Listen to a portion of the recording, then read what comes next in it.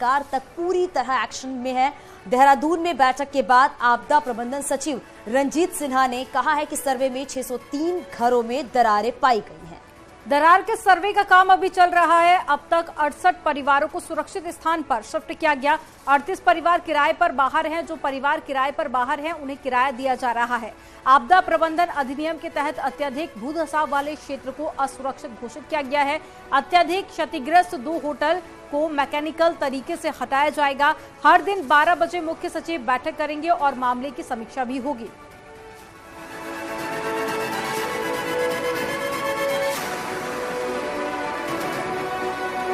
तो 3 परिवार घरों का चिन्हीकरण किया गया जिसमें दरारें हैं और ये सर्वे का काम चल रहा है। नंबर बढ़ सकता है आगे।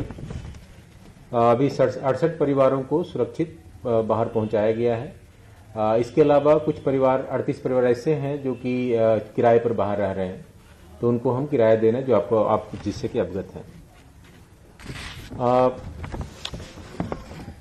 इसमें आपदा प्रबंधन अधिनियम के तहत वहां से जो लोगों को दूसरी जगह शिफ्ट किया जा रहा है वो धारा 33 और 34 के अंतर्गत नगर क्षेत्र के अत्यधिक भूधसाव वाले क्षेत्रों को असुरक्षित घोषित किया गया है और उसके अनुसार ऐसे क्षेत्रों को खाली करवाया जा रहा है।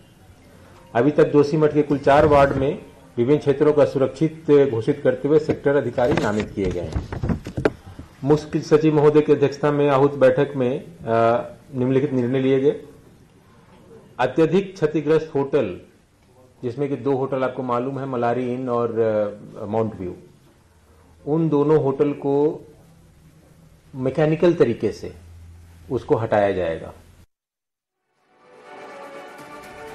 जोशीमठ में लगातार भूधसाव जारी है। आज जो CBRI यानी कि सेंट्रल बिल्डिंग रिसर्च इंस्टीट्यूट की टीम भी जोशीमठ पहुंची। यहां खतरनाक हो चुके मकानों पर लाल रंग से निशान लगाया गया और उनसे लोगों को निकाला जा रहा है। टीम ने यहां पर 2 होटल मलारी इन और माउंट व्यू का निरीक्षण किया।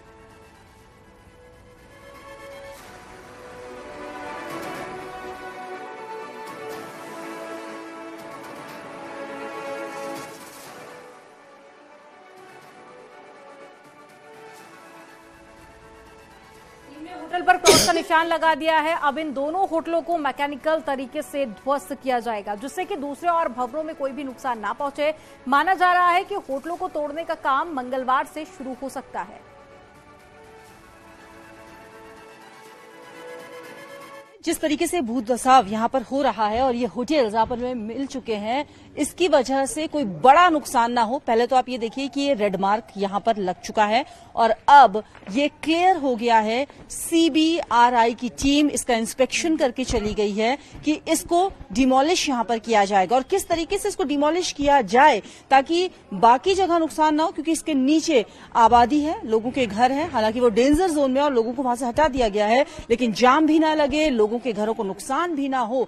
इससे किस तरीके से डिमोलिश यहां पर किया जाए, इसको लेकर यहां पर टीम ने निरीक्षण कर लिया है और कल इसका डिमोलिशन का काम जो है वो शुरू हो सकता है। इंस्पेक्शन करके टीम चली गई है, अपनी रिपोर्ट यहां पर बनाएगी और उसके बाद आगे की प्रक्रिया शुरू की जाएगी। कैमरा पर्सन राकेश रावत के साथ जोशीमठ से न्यूज 18 के लिए भारती सकलानी उनियाल। जोशीमठ पर सीएम पुष्कर सिंह धामी ने कहा कि इस मामले में पीएम मोदी स्वयं इसकी समीक्षा कर रहे हैं, लगातार जानकारी ले रहे हैं।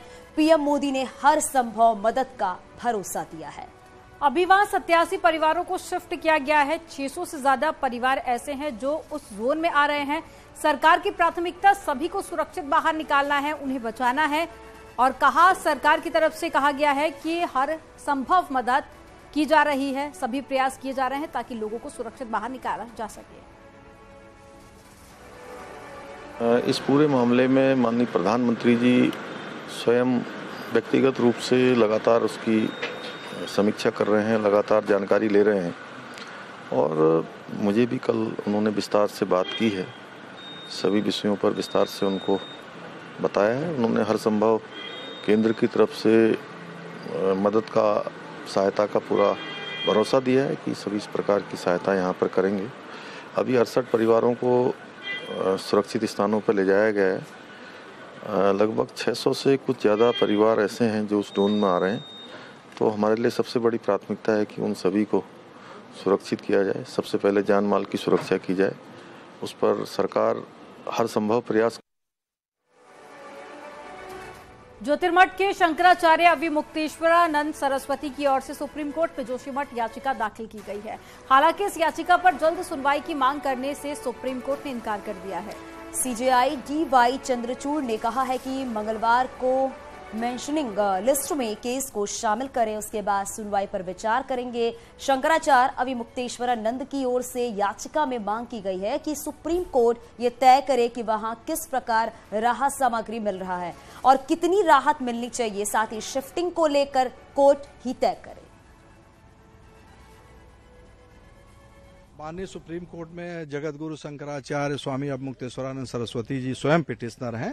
उनकी ओर से याचिका दाखिल की गई है, स्वयं उनके लिए और पूरे जोशीमठ के निवासियों के लिए। उसमें ये मांग की गई है कि इसको राष्ट्रीय आपदा घोषित करके केंद्र सरकार के संसाधनों, केंद्र सरकार के फंड का, निधि का प्रयोग करते हुए सबके जिनके मकानों को क्षति पहुंची है उनका मरम्मत किया जाए, जिनके मकान मरम्मत योग्य नहीं है उनका पुनर्निर्माण किया जाए, उनको तब तक के लिए आवासीय व्यवस्था, भोजन की व्यवस्था, वस्त्र की व्यवस्था, चिकित्सा की, शिक्षा की, ये सब व्यवस्था अस्थायी तौर पर उपलब्ध कराई जाए। जोशीमठ में आपदा का मामला जो है वो हाई कोर्ट तक पहुंच गया है। Uttarakhand high court bar association ने चीफ जस्टिस को पत्र भी दिया है और इस मामले को स्वतः संज्ञान लेकर जनहित याचिका पर सुनवाई की मांग की गई। बार एसोसिएशन ने बैठक कर मांग की है कि जोशीमठ धार्मिक आस्था का केंद्र है और वहां लोग परेशान हैं। पत्र में यह भी कहा गया कि पहले भी कोर्ट ने महत्वपूर्ण मामले को लेकर संज्ञान लिया था और अब भी कोर्ट संज्ञान इस मामले का ले और साथ ही एक मॉनिटरिंग कमेटी का गठन हो, लोगों को बचाया जाए। सदस्य होना आवश्यक होना चाहिए, बस ये लिख देना। अगर प्रैक्टिसिंग नहीं हाईकोर्ट बार का जूनियर एडवोकेट है उनको बना। और अगली खबर भी जोशीमठ से है, जहां प्रभावित इलाकों के लोगों के लिए परमानेंट शिफ्टिंग के लिए अब जगह तलाशी जा रही है। पीपलकोटी और उद्यान विभाग की जमीन की मॉनिटरिंग की जा रही है और एक टीम जोशीमठ में है तो वहीं लगातार कोशिश की जा रही है ताकि परमानेंट शिफ्टिंग की जा सके। हालांकि पीपलकोटी में स्थानीय लोग शिफ्ट नहीं होना चाह रहे हैं। ऐसे में उद्यान विभाग की जमीन पर सरकार लोगों को शिफ्ट करने पर विचार कर रही है। सीएम के सचिव R मीनाक्षी सुंदरम ने जोशीमठ को लेकर चल रहे सरकार के प्रयास पर डिटेल जानकारी दी। जो भी डेंजर जोन है या उसके बाद बफर जोन है उसमें जितने भी लोग हैं उनको टेम्परेरी इवैक्यूएशन तो काफ़ी हद तक कर चुके हैं और उनकी परमानेंट रिहेबिलिटेशन और रीसेटलमेंट के लिए योजना बनानी होगी। उसके लिए 2 लैंड पार्सल्स डिस्ट्रिक्ट एडमिनिस्ट्रेशन ने आइडेंटिफाई किया है। उसकी सूटेबिलिटी को भी असेस कर रहे हैं, सूटेबिलिटी के साथ साथ उसकी जियोलॉजिकल स्टेबिलिटी को भी असेस कर रहे हैं और फिर उसके बाद हम उसको एक रिहेबिलिटेशन पैकेज बना करके माननीय मंत्रिमंडल के समक्ष अनुमोदन के लिए रखेंगे। सर लेकिन फिलहाल क्या जोशीमठ में लगातार भू धसाव बढ़ता चला जा रहा है और ऐसे में अब सरकारी और निजी बैंकों को शिफ्ट किया जा रहा है। पंजाब नेशनल बैंक के लॉकर को गोपेश्वर शिफ्ट कर दिया गया। ग्राहकों को लॉकर के इंश्योरेंस कराने के लिए सूचित कर दिया गया है। जोशीमठ में जिस तरीके से लगातार भूस्खलन बढ़ता जा रहा है उसे कहीं ना कहीं लोग चिंतित हैं और अब ये चिंता आगे बढ़ती जा रही है, जिसके चलते अब ये शिफ्टिंग की गई है। जोशीमठ में जिस तरीके से लगातार भूस्खलन हो रहा है, भू धसाव हो रहा है, उसके बाद कहीं ना कहीं प्रशासन की चिंताएं लगातार बढ़ती चली जा रही है और आप देखिए जो ये बैंक का सामान है ये भी शिफ्ट किया जा रहा है। आप देखिए बड़ी बड़ी मशीनों को अब बाहर निकाला जा रहा है और यहाँ पे बैंक ने लोगों को ये भी कहा है, यहाँ पे एक सूचना यहाँ पे लगाई हुई है, आपको देखेंगे कि उस पर क्या लिखा हुआ है। उस पर लिखा हुआ है कि सभी जो लॉकर धारक है वो उनको सूचित किया जाता है कि आप कृपया अपने लॉकरों का इंश्योरेंस करवा लें। किसी भी प्राकृतिक अनहोनी की स्थिति में बैंक आपके लॉकर में रखे हुए सामान का जिम्मेदार नहीं होगा।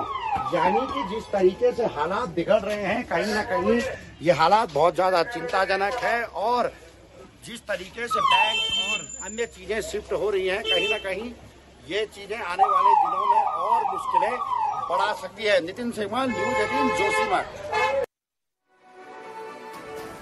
जोशीमठ में बढ़ती दरारों के जाल से वैज्ञानिक भी परेशान हैं और अगले 2 महीने बेहद अहम होने वाले हैं क्योंकि इन 2 महीनों में ये प्रलय भी आ सकती है और ये खतरा लगातार मंडरा रहा है इन क्षेत्रों में। ये रिपोर्ट देखिए।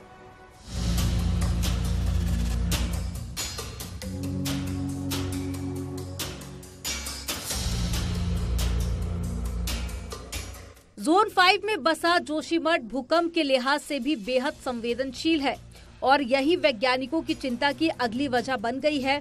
दूसरी चिंता जनवरी और फरवरी के महीने की है, क्योंकि इन 2 महीनों में बारिश की आशंका है और बारिश के पानी के बीच में जोशीमठ की बर्बादी पूरी तरह से सतह पर आ सकती है, जिससे भूधसाव कई गुना और बढ़ सकता है।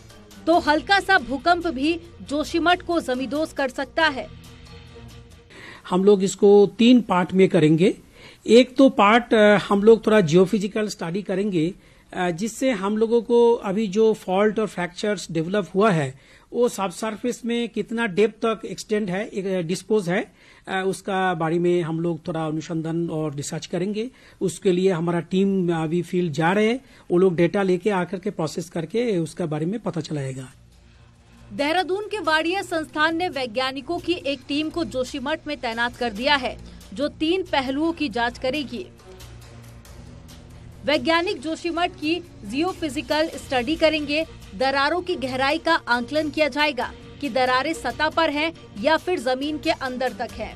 जोशीमठ में साइंटिफिक इंस्ट्रूमेंट लगाकर पूरे एरिया को भूकंप के नजरिए से मॉनिटर किया जाएगा, जिससे जोशीमठ के अंदर भी संवेदनशील एरिया चिन्हित किया जा सके। वेब सेंसर लगाकर सरफेस डिस्प्लेसमेंट भी मॉनिटर किया जाए, ताकि जमीन खिसक रही है तो किस रफ्तार से खिसक रही है उसका भी डाटा लिया जाएगा। जोशीमठ में अन्य वैज्ञानिक भी रिसर्च कर रहे हैं, ताकि गेटवे ऑफ हिमालय कहे जाने वाले जोशीमठ का जो हिस्सा धंसने से बच गया उसे सुरक्षित किया जा सके। देहरादून से न्यूज 18 के लिए सुनील नवप्रभात की रिपोर्ट। जोशीमठ में जमीन धंसने के बीच अब बड़े नेताओं ने वहां पहुंचने का जो सिलसिला है वो जारी है और विपक्ष की बात करें तो कांग्रेस प्रदेश अध्यक्ष करण महरा समेत कई नेता जोशीमठ दौरे पर पहुंचे और प्रभावित इलाकों का दौरा किया, लोगों से मुलाकात की। तो वहीं रविवार को पूर्व सीएम हरीश रावत और गणेश गोदियाल जोशीमठ पहुंचे, जबकि शनिवार को कांग्रेस नेता प्रीतम सिंह ने प्रभावित इलाकों का दौरा किया। कांग्रेसी नेताओं ने जोशीमठ में प्रेस कॉन्फ्रेंस कर प्रभावित इलाकों में व्यवस्था न होने पर सरकार को दोष दिया और हरीश रावत ने कहा कि मुख्यमंत्री और सभी अधिकारियों को जोशीमठ में ही कैंप करना चाहिए, ताकि लोगों की समस्या जल्द से जल्द समय रहते सुलझाई जा सके। गार्जियंस को इस तरीके से, क्योंकि प्रशासन और सरकार गार्जियन के रूप में यहाँ पर है, उन लोगों की भावनाओं को समझते हुए तत्काल प्रभाव से इसको रोका जाना चाहिए। और विस्थापन इतना आसान नहीं है, क्योंकि माननीय मुख्यमंत्री को देना चाहिए था कि प्रशासनिक अधिकारी वरिष्ठ लेवल के तब तक यहाँ से नहीं हटेंगे जब तक विस्थापन। ये ऐसा नहीं है कि आए और गए और आदेश जारी कर दिया, इसको सुपरवाइज करने की जरूरत है। और आज जोशीमठ दौरे पर बीजेपी प्रदेश अध्यक्ष महेंद्र भट्ट और चमोली के प्रभारी मंत्री धन सिंह रावत भी पहुंचे, जहां दोनों नेताओं ने आपदा प्रभावित सुनील गांव का जायजा लिया, लोगों से बातचीत की और हर संभव मदद का भरोसा भी दिलाया है। इसके साथ ही कल रक्षा मंत्री राजनाथ सिंह भी प्रभावित इलाकों का दौरा करेंगे। आपको बताते चले कि आज बीजेपी सांसद और पूर्व सीएम तीरथ सिंह रावत भी जोशीमठ पहुंचे और भूधसाव इलाके का दौरा किया। जोशीमठ वासियों के साथ सरकार खड़ी है और पूरी सरकार जो है यहाँ के जो नागरिक हैं, जिन जिन घरों में जो है दरारें आ रखे हैं, उसके लिए हमारे मुख्यमंत्री जी ने भी और प्रधानमंत्री जी ने युद्ध स्तर पे काम हो चुका है। ये भूस्खलन क्यों हो रहा है, चाहे उसके लिए टनल के कारण हो रहा है, बाकी विस्फोट के कारण हो रहा है, जो जो विषय, क्योंकि जानकारी में आया है कल अपने गृह मंत्री रक्षा मंत्री राजनाथ सिंह जी भी कल यहाँ पहुंचने वाले हैं और सारी रिपोर्ट भारत सरकार को दी जाएगी। बरनावत की तर्ज पर समाधान निकालना और भविष्य में इस प्रकार की घटनाएं दोबारा न हो, इन सारे विषयों को लेकर भारत सरकार से वार्ता हो रही है।